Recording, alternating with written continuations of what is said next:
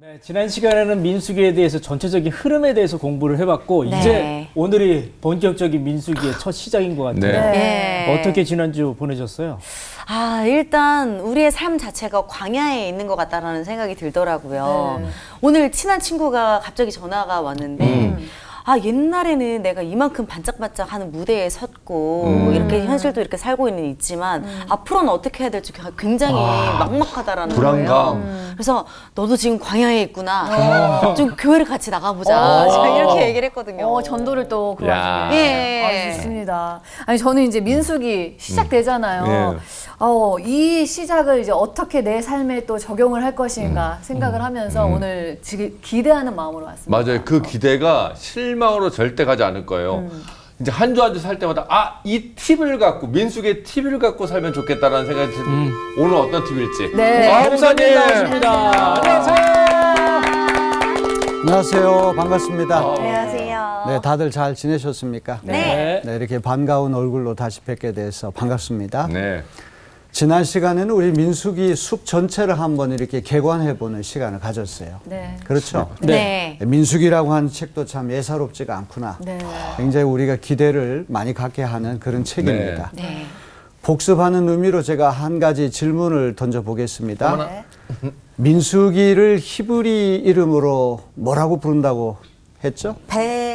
베미드바르. 베미드바르. 광야에서 베미드바르. 베미드바르. 네, 우리 이주호 학생이 이렇게 기록을 하기 때문에 또렷한 기억보다 희미한 잉크가 더 낫다. 이런 말이 있죠.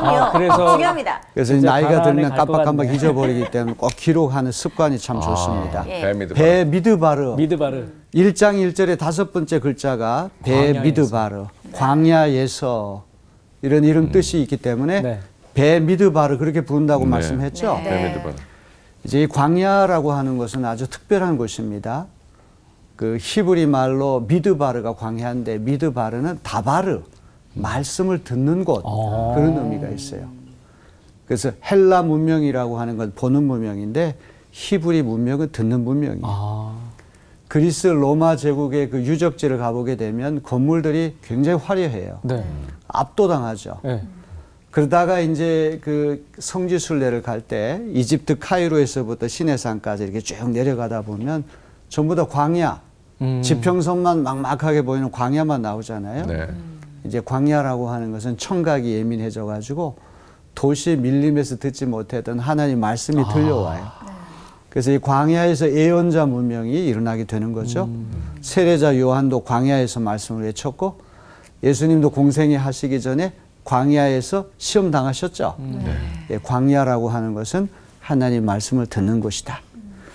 오늘 우리 인생이 광야 생활이라고 한다면 이 광야 생활 한 가운데 하나님 말씀을 주기적으로 잘 들을 수 있는 네. 예민한 어떤 청각과 그런 우리가 귀를 우리가 가져야 되겠죠? 네. 그래서 우리 민수기 읽으면서 여러분 다 하나님 말씀을 잘 들을 수 있는 귀가 열려지기를 주님의 이름으로 기원합니다. 네. 오늘 수업 민수기 2강 1차 인구조사. 자, 1장 1절로부터 10장 10절은 출애굽 1세대가 약속의 땅에 들어가기 위해 본격적으로 행군하기 전에 시내산에서 준비하는 과정. 그 준비하는 과정의 출발점이 1차 인구조사를 실시하는 거예요. 이집트에서 탈출해가지고 한 2년 동안 시내산 기슭에서 10계명을 비롯한 율법을 다 전수받고 대기하다가 이제 본격적으로 가나안 땅을 향해서 진군해 나가는데 그 준비 작업에서 가장 중요한 것이 1차 인구조사다. 자, 1장 1절하고 10장 11절로부터 12절을 제가 나란히 이렇게 한번 병렬시켜 봤습니다. 우리 1장 1절을 박인혁 학생이 한번 읽어볼까요? 이스라엘 자손이 이집트 땅에서 나온 지 2년이 되던 해 둘째 달 초 하루에 주님께서 시내 광야의 회막에서 모세에게 말씀하셨다. 자, 이집트 땅에서 나온 지 2년이 되던 해라고 그랬으니까 정확하게 하면 14개월 되던 그런 시간에 이제 인구조사 한다는 그런 말씀인데 한 2년 동안은 움직이지 않고 시내산 밑에서 하나님과 언약 맺는 일, 이제 10계명 율법을 이스라엘 백성이 줌으로써 하나님께서 이스라엘 백성의 하나님 되시고 이스라엘 백성은 하나님 백성이 된다. 서로 이제 약속을 맺는 거죠. 네. 그러다가 이제 2년 정확하게 14개월이 지난 다음에 이제 광야에서 모세에게 말씀하셨는데 그게 이제 인구조사하는 얘기예요. 그다음 이제 10장에 가게 되면 우리 이주호 학생 한번 읽어볼까요? 제2년 둘째 달 그달 20일에 증거궤가 보관된 그 성막에서 비로소 구름이 걷혔다. 이스라엘 자손은 신의 광야를 떠나서 구름이 바란 광야에 머물 때까지 여러 곳을 거쳐 행군을 계속하였다. 한 20일 동안 인구조사한 다음에 이제 행군을 본격적으로 한다는 이야기. 그러니까 1장부터 이제 10장까지는 인구조사하고 그다음 10장 이후는 행군에 나가는 이야기. 이제 이런 이야기입니다. 자, 가나안 땅을 진격해 나갈 준비 작업에서 가장 중요한 1차 작업이 바로 인구조사예요. 20일에 걸쳐서 인구조사를 단행하는데 이제 우리 인구조사는 언제 합니까? 어떤 목적으로 합니까? 인구조사를 결국에는 뭐 세금 징수도 있겠고. 네. 뭐 한 100명 되는 여선교 회원들이 어디 놀러 갈 때 네. 이제 음식 먹을 때 인구조사한다 그러잖아요. 숫자가 몇 명인지 군대에서 계산해 많이 가지고 뭐 그런 얘기 하는데 인원 파악. 인원파. 인원 파악. 국가적으로 인구조사라고 하는 거는 세 가지 목적이 있어요. 첫째는 징병. 아, 징병. 징병이라고 하는 군사를 모집하는 거죠. 전쟁에 나가 싸울 수 있는 장정 숫자가 얼마나 되는가. 그러니까 20세 이상 된 남자를 계수하는 겁니다. 두 번째는 세금 징수. 야, 이때도 인두세라고 세금 하는 게 징수구나. 있잖아요. 그 집안에 사람 숫자가 몇 명이나 되는가. 네. 세금을 거두어 드릴 목적으로 또 인구조사합니다. 그 다음에 세 번째로 부역. 부역이라고 일을 하는 거는 일을 할. 예, 국가적인 어떤 국책 사업이 있을 때 어떤 노동을 해야 되고 이제 일을 할 필요가 있는데 이제 거기에 이제 차출될 수 있는 일꾼이 얼마나 되는가. 이제 그런 목적으로 인구조사가 이제 실시가 되는 것입니다. 네. 자, 인구조사를 할 때 가족 전체 이름을 밝히지 않고 가장의 이름과 가족의 숫자만 기록한 특징이 있어요. 고대 근동 지방의 네. 인구조사라고 하는 것이. 그래서 민수기의 인구조사도 숫자 중심으로 기록이 되어 있어요. 그래서 오늘 이제 1장 말씀을 공부하는데 1장 1절로부터 46절은 1차 인구조사에 대한 이야기고 아주 흥미롭게도 47절로부터 54절에는 레위 지파 사람들은 인구조사에서 빠졌어요. 그 레위 지파의 사람들은 하나님의 거룩한 종교적인 직무를 맡은 사람들이에요. 그래서 가나안 땅 분배받을 때에도 레위 지파 사람들 땅을 분배받지 않고 나머지 11지파가 11조를 내가지고 온전히 하나님 일을 하는 레위 지파 사람들 먹여 살리게 그렇게 했거든요. 그래서 이제 요 구절은 레위인의 특수 임무가 무엇인지를 이제 가르쳐주는 그런 기록입니다. 자, 그래서 오늘 1장 1절로부터 46절을 먼저 보게 되면 첫째로 인구조사의 규칙이 나오고 그 다음에 인구조사를 시행할 각 지파 지도자들을 열거하고 그 다음에 인구조사를 해서 이제 계수 결과 집계된 인구 수를 여기서 보여줍니다. 네. 그래서 민수기 공부를 잘하려면 산수를 잘해야 돼요. 숫자 세는. 네. 다 잘하십니까? 네, 산수는 아니요. 자신 있습니다. 숫자에. 저는 이제 문과이기 때문에 학교 다닐 때 수학을 제일 싫어했는데 숫자 세는 것 이거 참 굉장히 약해요. 그런데도 하여튼 이 민수기의 숫자가 중요하다는 거 꼭 네. 기억해야 됩니다. 자, 오늘 강의의 초점은 인구조사의 원칙이 있어요. 이제 어떤 원칙으로 인구조사가 시행됐는가를 한번 살펴보고 네. 레위인에 관한 규정을 또 살펴보려고 합니다. 자, 그럼 원칙이 1장 1절로부터 4절에 나와 있는데 누가 한번 읽어볼까요? 우리 이지호 학생이 한번 읽어보실까요? 이스라엘 자손이 이집트 땅에서 나온 지 2년이 되던 해 둘째 달 초하루에 주님께서 시내 광야의 회막에서 모세에게 말씀하셨다. 너희는 이스라엘 자손의 온 회중을 각 가문별, 가족별로 인구를 조사하여라. 남자의 경우는 그 머릿수대로 하나하나 모두 올려 명단을 만들어라. 너는 아론과 함께 이스라엘 사람 가운데서 20살이 넘어 군대에 입대할 수 있는 남자들을 모두 각 부대별로 세어라. 각 지파에서 한 사람씩 곧 한 가족에서 지도자가 한 사람씩 나오게 하여 너희를 돕게 하여라. 네, 고맙습니다. 이제 우리 이주호 학생이 읽을 때는 거의 틀리는 게 없어요. 아주 그냥 너무 잘 읽어주셨는데 감사합니다. 자, 1차 인구조사와 관련해서 누가 누구에게 언제 어디에서 어떤 원칙으로 인구조사 명령을 내렸느냐 이 정보가 여기 나옵니다. 누가 누구에게 명령을 내리느냐 또 언제 어디에서 어떤 원칙으로 인구조사 명령을 내렸느냐 이게 중요합니다. 자, 그걸 하나하나 우리 살펴볼까요? 첫째로 인구조사 명령을 내리신 분은 하나님이세요. 사람에게서 나온 명령이 아니라 하나님께서 모세에게 말씀하시고 모세가 하나님 말씀을 이스라엘 백성에 전달해가지고 인구조사가 이루어지거든요.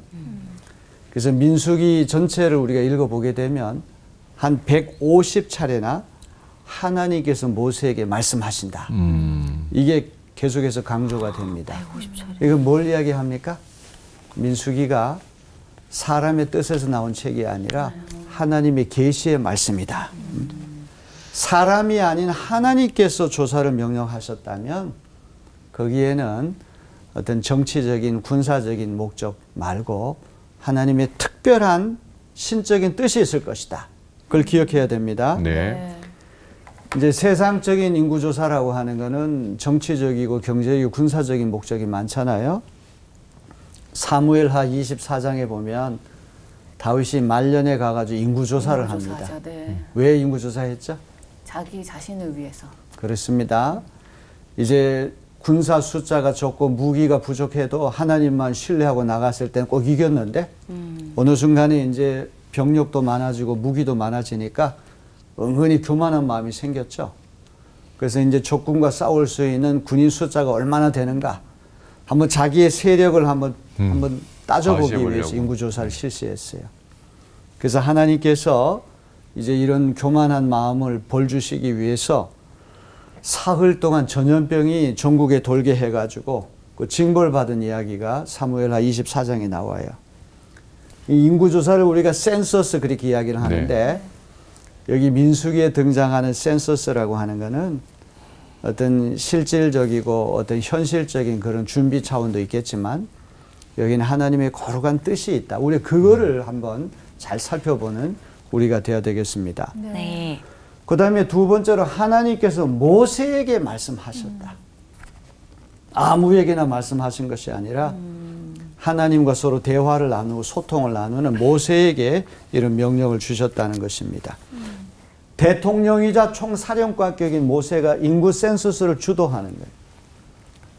그런데 60만 명이나 넘는 그런 장정 숫자, 20세 이상 된 장정 숫자를 다 조사하려고 그러면 혼자 힘으로 도저히 할 수가 없어요. 네. 그렇죠?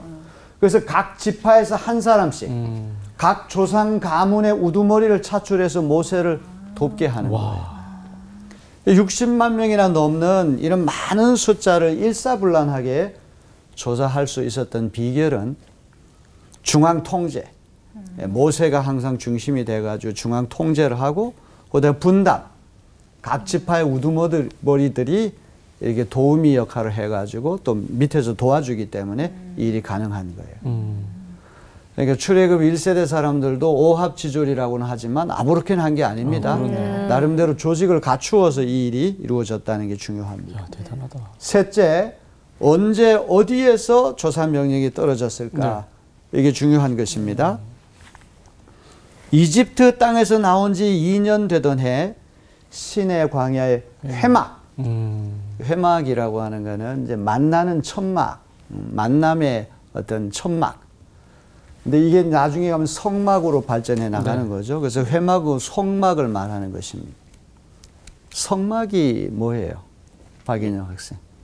그 레위 지파 사람들이 일을 하는 곳이기도 하고 또 하나님과의 그 만남이 있는 장소 아닌가요? 성막이라고 하는 것은 성전인데 이제 이렇게 유목 생활을 하면서 여기저기 왔다 갔다 해야 되잖아요. 그렇기 때문에 이제 농경 종주 민족이 되면은 딱 성전을 세울 수 있지만 이거는 이동식으로 계속 옮겨 다니는 이동식 성전, 휴대용 성전, 포러블이란 말을 쓰죠. 그게 바로 성막이에요. 그러니까 오늘 얘기하면 우리 예배당, 성전과 같은 그런 개념이죠. 자, 이집트를 탈출해서 시내산에서 십계명과 율법을 전수받고 하나님과 언약 체결을 한 다음에 이제 본격적인 가나안 진입을 앞둔 시점에 이 명령이 나왔다.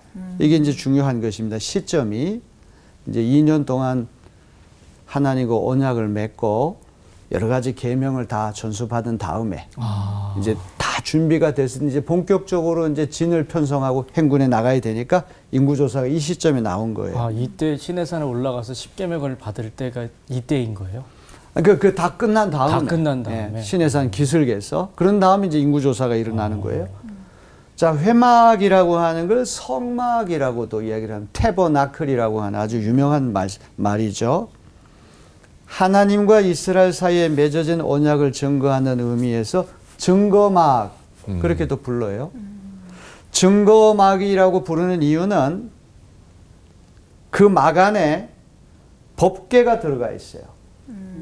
법궤 여러분 다 아시죠? 네. 네. 언약궤라고도 말씀하고 증거궤라고도 말씀해요. 거기는 증거판으로 부르는 십계명 돌판이 들어가 있고 아론의 쌍난 지팡이. 아론 모세 만나. 그 다음에 또 뭐가 들어가 있습니까? 만나를 담은 금항아리.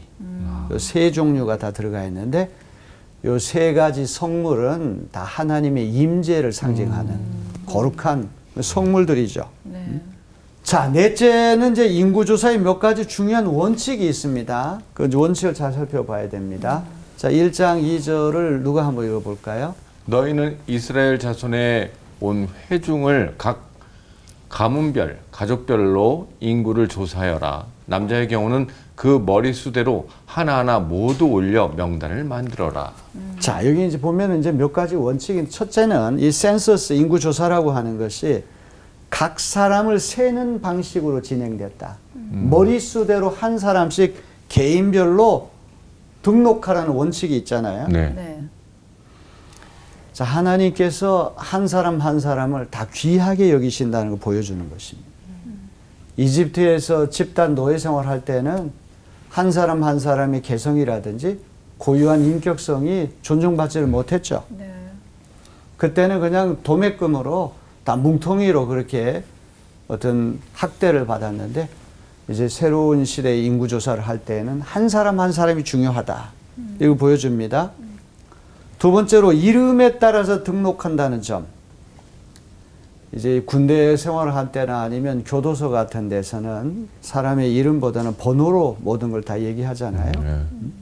이집트에서 노예 생활할 때도 번호 가지고 강제 노역에 시달렸는데 이제 이름이라고 하는 것이 한 사람의 개성과 인격성을, 정체성을 보여준다면 이제 이스라엘 민족의 인구조사라고 하는 것이 더 이상 부속물처럼, 부속품처럼 이용만 당하다 폐기되는 그런 노예가 아니라 자유인이 되었다. 이걸 보여주는 거예요. 세 번째로 각 개인이 가족과 지파별로 등록되었다는 점. 이 공동체의 연대와 결속이 얼마나 중요한가를 보여주는 거예요.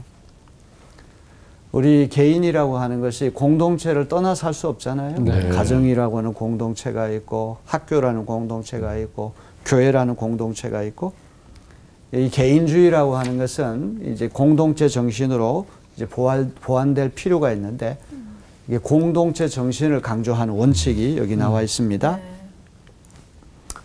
자, 인구조사의 주 대상은 전쟁에 참여할 수 있는 20세 이상의 남성이 여기 주로 대상이 되는 거예요.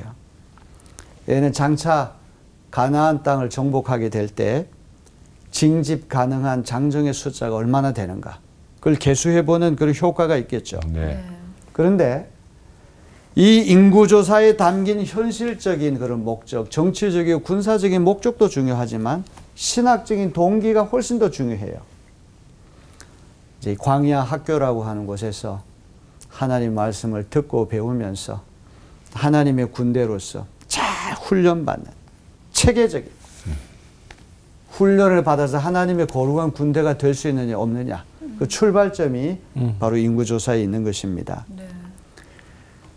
자, 출애굽기 19장 5절로부터 6절에 보면 이런 말씀이 나옵니다. 세계가 다 내게 속하였나니 너희가 내 말을 잘 듣고 내 언약을 지키면 너희는 모든 민족 중에서 내 소유가 되겠고 너희가 내게 대하여 제사장 나라가 되며 거룩한 백성이 되리라. 너는 이 말을 이스라엘 자손에게 전할지니라.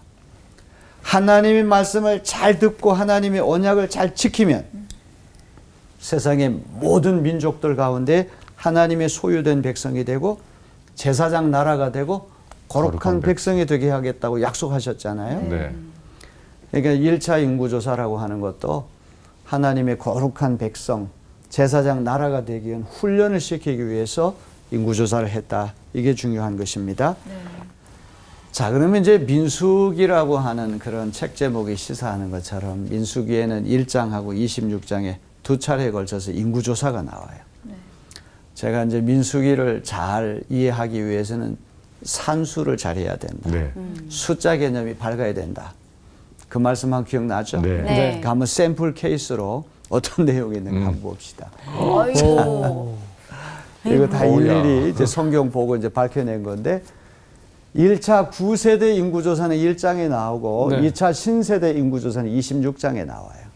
그런데 1세대 사람들은 1장부터 25장까지 불신앙과 불순종 일삼다가 다 광야에서 자연사하고 말았어요. 네.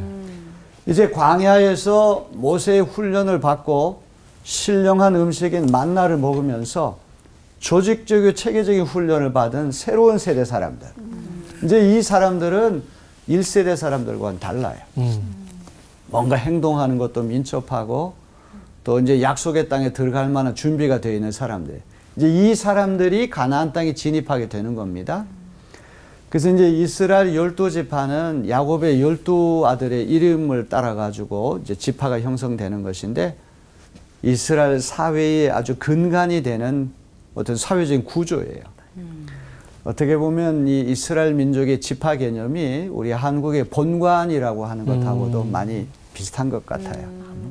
경주 김씨, 맞아. 안동 김씨, 전주 이씨, 김씨들 많고 이씨도 다 있잖아요. 네. 본관이 다 있잖아요. 네. 그 요즘 애들은 본이 어디냐 그러면 모르죠. 본은 독일에 있다고 그런대. 아하. 너는 파는 어디 파냐 그러면 저는 학구판데 그렇게 얘기를 한대. 아이고. 네, 좀 썰렁한 유머지 웃어줘야 되는데 아무도 안 웃네. 너무 진지하게 받아들여. 너무 진지하게. 이스라엘의 12지파 가운데 아주 대표적인 지파들만 제가 여기서 이제 뽑아봤습니다. 이제 장차 솔로몬 임금이 세상을 떠난 다음에 나라가 두 동강이 나거든요. 남쪽은 유다 왕국이 되고 북쪽은 이스라엘 왕국이 되는데 그 남유다 왕국의 근간이 되는 지파가 바로 유다 지파예요. 유다 지파 하면 누가 생각납니까? 다윗 임금. 바로 예수님도 다윗의 혈통을 타고 나셨으니까 유다 지파에 속한 것이죠. 그다음 북이스라엘의 근간이 되는 지파가 에브라임 지파예요. 이 두 지파가 아주 중요합니다. 1차 인구조사할 때는 유다 지파가 제일 숫자가 많아요. 압도적으로 많아요. 74,600명이야. 네. 근데 2차 인구조사에 가서는 조금 더 올라갔어요. 1,900명 더 올라갔어요. 그렇죠. 근데 에브라임 지파는 1차에는 45,000명이었다가 32,500명으로 줄어들어요. 그렇죠? 8,000명. 몇 명이 줄어들어요? 8,000명이 8,000명. 줄어들어요. 와. 그렇죠. 그 다음에 여기 므낫세, 단, 아셀, 납달리, 이사갈, 스불론 이런 지파들이 1차 때하고 2차 때 어떻게 달라지는가 한번 잘 살펴보세요. 1차 인구조사 해가지고 총 개수가 60만 3,550명이었는데 네. 이제 이 사람들이 다 광야에서 자연사하고 새로운 세대 사람들 조사했더니 60만 1,730명. 거의 비슷하네요. 거의 비슷해요. 네. 이게 아주 참 재미있는 얘기입니다. 1세대 사람들이 다 사망한 다음에 새로운 세대 인구조사 해봤더니 한 1,820명만 줄어들었다고. 네. 광야에서 많이 태어났네요. 그러니까 그렇습니다. 좀 광야에서 이제 척박하고 새로운 힘들었을 세대 것 같은데. 사람들이 그 많이 생명들이. 태어났다고 하는 보여주는 게 맞아요. 그걸 보여주는 것입니다. 그래서 이 작은 지파인 이사갈, 스불론, 단, 납달리가 이제 가나안 정착 후 북쪽 지역의 주도권을 잡게 될 에브라임 지파를 능가하고 인구가 가장 많은 유다 지파와 가장 적은 므낫세 지파의 차이가 3만 명가량 돼요. 근데 이제 1차나 2차나 숫자가 거의 균일하게 비슷한 숫자를 보인다고 하는 것, 그거 우리가 놓치지 말아야 돼요. 장정만 60만 명 이상 되니까 처자식까지 다 합치게 되면 200만 명이 넘는 엄청난 숫자가 광야 생활하게 되는 것입니다. 진짜 많네. 문화세가 많이 올라갔네요. 자, 그리고 이제 그 우리가 공부의 이제 기초가 되는 게 암기 아닙니까? 모든 학문의 기초가 이제 잘 기억을 해야 돼요. 암기가 이제 공부하는 기초인데, 이제 민수기 말씀을 잘 이해하려고 그러면 12지파의 그 이름을 다 우리가 암기를 해야 돼요. 추천 씨 다 기억해요? 이거 쉽지 않아요. 쉽지 않아요. 네. 근데 이제 우리 공부하면서 자꾸 이제 듣다 보면 저절로 암기가 될 거예요. 이스라엘 12지파가 이 나열되는 이제 순서가 있습니다. 그 기준은 지파의 시조가 출생한 순서. 그다음에 시조 모친의 소열순이에요. 야곱의 첫 번째 아내 이름이 뭡니까? 레아예요. 그다음 둘째 아내 이름이 뭡니까? 라헬이에요. 이건 다 아시죠? 네. 레아와 라헬은 어떤 관계입니까? 자매 사이죠. 자매 관계예요. 언니하고 동생인데, 본래 야곱이 라헬을 더 사랑해가지고 라헬을 아내로 얻기 위해서 7년 동안 무보수로 뼈가 빠지기로 했는데, 외삼촌이 라반이 아주 사기꾼이에요. 그 신혼 첫날 밤에 큰 언니를 거기다 딱 집어넣어가지고 깨고 나서 이렇게 보니까 라헬이 아니라 속은 거죠. 그래서 또 7년 동안을 더 무보수로 일해가 14년 동안 일해서 얻은 아내가 레이첼, 라헬이라고 한 아내니까 얼마나 사랑했겠습니까? 근데 하나님이 이상하게 사랑을 잘 받지 못하는 레아에게는 자식들을 많이 허락하셨는데 라헬은 태의 문이 잘 열리지를 않는 거예요. 그래서 아주 기다리고 기다린 끝에 낳은 아들 이름이 뭡니까? 요셉. 베냐민. 이 두 아들은 라헬에게서부터 왔어요. 그 다음에 여기 라헬의 몸중 빌하라고 하는 여성이 있는데, 자기가 아무리 애를 써도 애를 갖지 못하게 되니까 자기의 몸종인 빌하를 야곱에게 이제 첩으로 준 거예요. 그래서 거기 또 자식이 나오고, 그 다음에 또 경쟁하듯이 레아도 자기의 몸종을 또 야곱에게 줘가지고 이제 실바가 또 아들을 낳아요. 근데 12아들에 대한 이야기가 그렇게 나오는 것입니다. 자, 제가 이제 한번 출생 순서대로 모친 이름하고 지파 조상 이름을 쫙 한번 여기 한번 정리를 해봤어요. 자, 레아가 처음에 이제 결혼해가지고 아들 넷을 쭈루루 낳죠. 장자가 누굽니까? 르우벤. 그 다음 둘째 시므온, 레위, 유다. 레위는 몇째예요?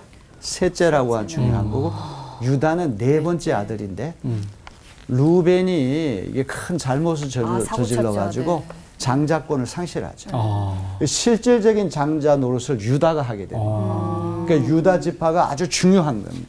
여기서부터 다윗이 오고 예수님도 이 혈통을 타고 오는 거예요. 그 다음에 이제 라헬의 몸종인 비라에게서는 아들이 단과 납달리고, 그 다음에 레아의 몸종인 실바에게서 두 아들이 나왔는데 갓하고 아셀이야. 참 흥미로운 거는 큰 부인이긴 하지만 야곱의 사랑을 많이 받지 못했어요. 레아는 이제 알력이 부족했다니까 좀 이게 눈이 안 좋아가지고 늘 안경이 없던 시절에 이렇게 좀 찡그리고 있었던 것 같아요. 얼굴이 이렇게 조금 이렇게 예쁘지 않았던 것 같아요. 근데 정말 야곱이 사랑했던 라헬은 이제 태의 문이 잘 안 열려. 근데 이상하게 레아에게는 아들이 몇 명이나 낳습니까? 6명이 낳았어요. 그리고 나중에 가서야 이제 라헬의 태의 문이 열려가지고 요셉이라고 하는 아들하고 베냐민이라고 하는 막내 아들이 나오죠. 그 성경에 보면은 지파 이름이 14개가 등장합니다. 요셉 지파, 므낫세 지파, 에브라임 지파까지 등장하는데, 이제 요셉이라고 하는 사람이 아들이 둘이 있어요. 큰 아들이 누굽니까? 므낫세. 둘째 아들이 에브라임인데, 야곱이 나중에 축복을 할 때 이게 손을 교차해가지고 차자인 에브라임 쪽에 오른쪽 손이 가는 거야. 그래가지고 이 장자 축복권이 차자로 넘어가가지고 므낫세보다 에브라임이 더 복을 받게 되어 있단 말이에요. 그래서 흔히 이제 요셉 지파는 므낫세 지파, 에브라임 지파 두 지파로 분화가 되기 때문에 이제 요셉이라고 하는 이름은 사라지고 와. 이제 레위 지파까지 합쳐가지고 12지파가 되는 거예요. 아시겠죠? 네. 이런 아주 흥미로운 그런 우리 지파 순서 같은 거, 또 지파 이름 같은 거 한번 잘 보셔야 됩니다. 그래서 이제 이 지파가 왜 중요하냐 하면 인구 조사할 때도 지파대로 이렇게 인구 조사를 하고 진영, 수경지에서 이제 이게 텐트 치고 천막 치고 이제 잠잘 때도 다 아무데나 가면 안 돼. 지파대로 이렇게 움직여야 되고 행군할 때도 지파대로 움직여야 되고 또 가나안 땅에 들어가서 땅을 분배받을 때도 지파대로 땅을 분배받고 이제 이러기 때문에 우리 야곱의 12아들 이름에서 파생한 지파를 우리가 잘 알아야 됩니다. 네. 이제 야곱이 세상을 떠나기 전에 12지파의 조상이 될 12아들을 골고루 다 축복하잖아요, 일일이. 그리고 모세도 죽기 전에 각 지파를 축복한 얘기 나와요. 그래서 지파라고 하는 것이 어떤 이스라엘 민족의 어떤 사회적인 근간이 되는 그런 구성 단위이기 때문에 이거 꼭 기억할 필요가 있습니다. 네. 자, 그럼 한번 질문을 한번 던져볼까요? 어. 레위 지파의 대표적인 사람이 누가 있습니까? 모세하고 아론. 모세와 아론 레위 지파예요. 그 다음에 베냐민 지파의 대표적인 사람이 누구예요? 우리 다 로마서 공부했잖아요. 사도 바울이 베냐민 지파야. 또 이스라엘의 초대 임금인 사울도 베냐민 지파야.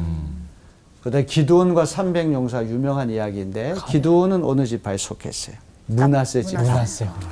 이제 아무거나 찍어도 12개 중에 하나 걸려야 되기 때문에 저희 지파도 모르겠어요. 지파도 뭔지 모르겠어요. 사지선다형 이거면 쉽게 될 수 있는데 12개 중에 하나 고르는 게 쉽지가 않아요. 오늘 외워야 되겠네요. 네, 참고로 제가 말씀드립니다. 네. 자, 그러면 왜 오늘 인구 조사할 때 레위 지파는 빠졌을까? 에브라임과 므낫세가 요셉의 두 아들이기 때문에 한 지파로 간주된다면 11지파만 계수되었고 레위 지파는 결락이 되어 있어요. 왜 그럴까? 레위 지파는 그 성막을 지켜야 되잖아요. 그렇기 때문에 좀 빠진 거 아닐까요? 그렇습니다. 성막을 이제 이렇게 설치하고 또 운반하고 또 보관하고 사람들 성막 주변에 못 오도록 이제 경비 서는 일을 다 이제 레위 지파 사람들이 해야 되기 때문에 레위 지파는 고유한 특수 임무가 있는 거야. 그렇죠. 그러니까 이제 어떤 전쟁 수행할 때 이제 나가 싸워서 싸울 사람들이 아니고 훨씬 더 중요한 종교적인 직무를 맡았기 때문에 여기 빠졌어요. 근데 중요한 건 이건 하나님의 명령이기 때문에 빠져요. 그냥 이스라엘 민족의 편의상 뺀 것이 아니라 하나님께서 모세에게 분부하셨기 때문에 그런 거예요. 자, 그러면 1장 49절로부터 53절 레위 지파에 대한 아주 특수 임무를 여기 주고 있습니다. 아주 중요한 말씀입니다. 네. 한번 다 보실까요? 네. 제가 한번 읽어볼게요. 레위 지파만은 인구조사에서 빼고 이스라엘 징집자 명단에 올리지 말아라. 그 대신 너는 레위 사람을 시켜 증거궤가 보관된 성막을 보살피게 하여라. 모든 기구와 그 안에 있는 모든 비품을 그들이 관리할 것이다. 그들은 성막을 옮기는 일과 그 안에 있는 모든 기구를 옮기는 일을 맡을 것이다. 그들은 성막을 돌보며 성막 둘레에 진을 치고 살아야 한다. 성막을 옮길 때마다 레위 사람이 그것을 거두어야 하고 성막을 칠 때는 레위 사람만이 그것을 세워야 한다. 다른 사람들이 거기에 다가갔다가는 죽을 것이다. 이스라엘 자손은 각기 부대별로 각기 자기 진 안의 부대기를 중심으로 장막을 쳐야 한다. 그러나 레위 사람은 증거궤가 보관된 성막 둘레 진을 쳐서 나의 진노가 이스라엘 자손의 회중에게 내리지 않게 해야 한다. 레위 사람은 증거궤가 보관된 성막을 보호할 임무를 맡는다. 여기 레위 지파가 인구조사에 빠진 이유는 무엇입니까? 전쟁에 나가는데 휴대용 성전, 또 이동식 성전. 네. 가나안 땅에 들어가게 되면은 딱 이제 정주해서 한 곳에 오래 살기 때문에 이런 성막이 필요 없겠죠. 그런데 유목 생활하면서 계속 이동할 때는 이게 필요한 거예요. 임시 휴대용 이동식 성전이 성막이라고 한다면 레위 지파 사람들 성막 세우는 일, 설치하는 일, 또 성막 안에 있는 비품을 관리하고 운반하는 특별 임무를 맡았기 때문에 인구조사에 빠졌다. 이게 중요한 것입니다. 레위 지파는 다른 지파와 달리 성막을 중심으로 그 사방에 장막을 치고 살아야 하는데 다른 지파 사람들이 성막 주변에 다가와 거룩성을 훼손하는 것을 막아야 한다. 성막을 보호하고 경계 근무 서는 일이 레위 지파 사람들이 아주 중요한 거예요. 200만 명이나 되는 인구가 있으니까 별의별 사람이 다 있을 거 아닙니까? 자기 지파에서 이탈해가지고 저 성막에 뭐 있나 몰래 이렇게 이제 다가가고 그런 사람이 있잖아요. 그러면 죽어요. 그렇죠. 성막 가까이 가는 사람 죽어. 하나님의 임재를 상징하는 그 거룩성의 상징이기 때문에 네. 절대로 훼손되면 안 되거든. 네. 그러니까 일반인들이 이 성막 주변에 접근하지 못하도록 경계 근무를 경비 서야 할 중요한 책임이 바로 레위 사람들에게 있었던 것입니다. 진짜. 자, 민수기의 무대는 광야 하나만이 아니에요. 중요한 것입니다. 광야 생활하는 한 가운데 사방에서 볼 수 있는 성막이 있다. 광야는 고달프고 정처 없고 내일을 알 수 없는 불안하고 불확실한 현실의 땅이지만 그 광야 정중앙에는 하나님이 우리와 함께 하신다는 걸 보여주는 성막이 설치돼요. 그 잠잘 때도 12지파가 거리가 다 등거리야. 다 똑같은 거리로 이렇게 떨어져야 돼. 어떤 지파라고 해서 성막에 더 가까이 가고 멀리 가고 그런 게 아니에요. 다 일정한 거리를 똑같이 이렇게 유지하면서 항상 성막 중심으로 진을 치고 성막 중심으로 행군을 해야 돼요. 자, 이제 제가 요 성막하고 그 진 배치 상황을 한번 그림으로 한번 만들어 봤어요. 네. 성막은 가로가 50m, 세로가 22.5m 되는데 잠잘 때나 행진할 때나 멈출 때나 언제 어디에서나 12지파 수경지 한가운데 위치하네. 여기 딱 정가운데 있잖아요. 그 세 지파씩 동서남북 네 방향에 다 진을 치는 거예요. 그래서 이제 어떤 지파가 성막 입구 쪽에 있는 그곳에다가 진을 치느냐, 이것도 아주 중요해요.